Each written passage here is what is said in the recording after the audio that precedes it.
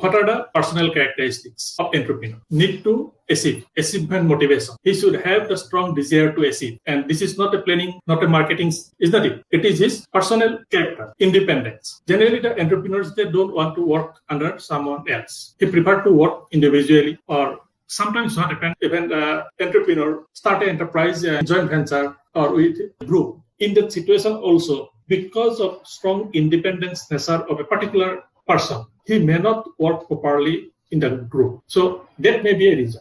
And sometimes all those entrepreneurs, suppose 3 entrepreneurs in a particular enterprise, they have the character of independence, and they think the group is one, single unit. They never think these 3 persons are independent unit. And when they think about the group as independent unit, then they can overcome this barrier. But if it, or personally all the members will think independence, then it is difficult because they are working in the group. Then risk bearing. This is most important point in case of any entrepreneur. And because of that, this risk bearing, it is not under planning, marketing, nothing. It is his personal characteristics. To what extent he will take the risks and what type of risks he will take. This is important. Generally, in case of your enterprise, the entrepreneur, he will take moderate risks, not a high risk or low risk. If it is a low risk, they will not succeed because profit will not good. But again, if it is a high risk, it is nothing but a gamble. Sometimes they may succeed, sometimes may fail. And because of that, they will always take calculated risks. And this is the moderate risks. That means with some extra effort, they can achieve the target. Otherwise, in normal effort, everybody can reach the target. But entrepreneur, they take moderate risks, means in normal condition, it is not possible for a particular person to achieve that goal. So they should give some extra effort. And in case of people, they are not interested to give that extra effort. The entrepreneur, this is the peculiar characteristics that they will give that extra effort to reach that goal. There is every possibilities to reach the goal, but you have to give some extra effort. And this part is also under personal. Whether all those studies, you just check if anybody give this type of things or what type of risks they have taken, low level or very high level. If it is a very high level, then failure rate will be more because you may start with some capital, but once you fail, it is difficult to mobilize more capital to run the enterprise. So when you start the enterprise, at the beginning, you will mobilize the capital, and from that capital, you have to run the enterprise so that if there is some loss or all these things, again, you can start it, that capital. So if you receive the capital, you should not utilize entire amount at the very beginning. And because of that, this risk bearing, if you take high risks, everything will be lost sometimes, or sometimes you may gain. So it is called gambling. And the entrepreneur never go for gambling. The locus of control, it is another characteristics. And here what happened, he always think that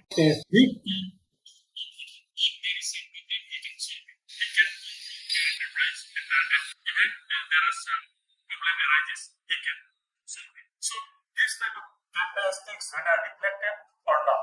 In case of some enterprise, when they face the problem, what they did, whether they try to solve it based on this locus of control, yes, I can solve the problem, or they just stop the things. If he has that character, then he can solve it. And if he has not that type of character, then what happens when problem arises, he will stop the business. Perseverance. He must think all the point, all the activities from his personal point of view. He should have a strong desire. Everything, it is mine.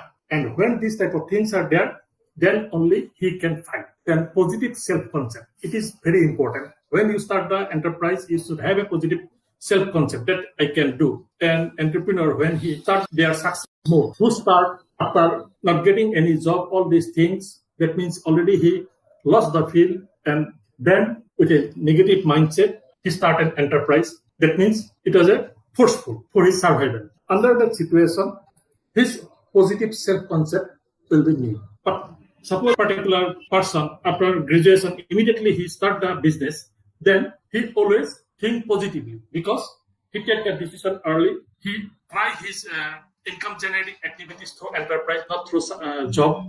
So their success rate will be more. Ability to find and explore opportunities. It is one of the most important things. When there is an opportunity, you just utilize those opportunities. Opportunities will not come to your doorstep, but you have to find out. At the same time, other people, they may not observe these things, but for an entrepreneur, he can take it as an opportunity. And whether these type of things are present or absent, is it because of failure to grab these opportunities? Then it will be a personal problem. And hope of success. Every time he should have that hope, a dream. If he think that it's not possible, I can't run the enterprise, then that negative attitude, negative mind, it give more pressure on the success part, and automatically what happens? The failure part will rise. It is just like your half full, half empty glass of water. If you think that it is half empty, that means a negative mind. You have observed the empty part. But if you think, oh, still there are half glass of water, that means you are satisfied. That at least you get receive some water. And this is the success. Learning from experience. You will get this type of reason in those stories. Initially, they fail, but from those failure stories, they learn, and after that, they again revive their enterprise, or sometimes they start a different enterprise. And those experience, it will help them. And because of that, failure story help a lot to understand how to start an enterprise. In case of success story, you will get so many things. But from failure story, why it is failed, that is equally important. And after failure, if the entrepreneur, he will not analyze the things and left, he can't do anything. But there are some entrepreneurs, even after initial failure, 3, 4, 5 times, no problem. From every failure, they will learn something, and then they will come up very strong. And in case of all the successful entrepreneur, if you study the success story, then you will get that initially they are also failure, but they learn from that. And stress better. When you will run an enterprise, there will be stress. It is not a white collar job. From every aspect, from market point of view, backward, forward, from both sides, there will be stress. And to what extent you can absorb that stress? This is one important thing. If you can't survive in a stressful situation, then you can run the business. It may be, suppose, lack of capital. Suddenly, after running the enterprise for 1 year or 2 years, your capital is drastically reduced, then automatically stress will come. But the enterprise is running. And if you take that stress and work to capitalize more capital, then you can proceed. But if you think, no, it is not possible for me, so shut down the enterprise. So to what extent you will take the stress, that part is important. Then another one is innovators. Generally, the entrepreneurs who are innovators or start some product which is innovative in nature, their success rate more. Whether those entrepreneurs, they have that type of things or not. Sometimes what happens, it looks like an innovative idea, but many times these are adaptive ideas. Actually, this idea is successful in another country, you want to utilize here. But when you adopt an idea, then you have to understand the context, background, all the things. The situation of USA is not like in our case. When we adopt something in case of enterprise, any ideas, if it is successful in other part, it does not indicate that it will equally successful in your situation also. So always we have to think and innovation.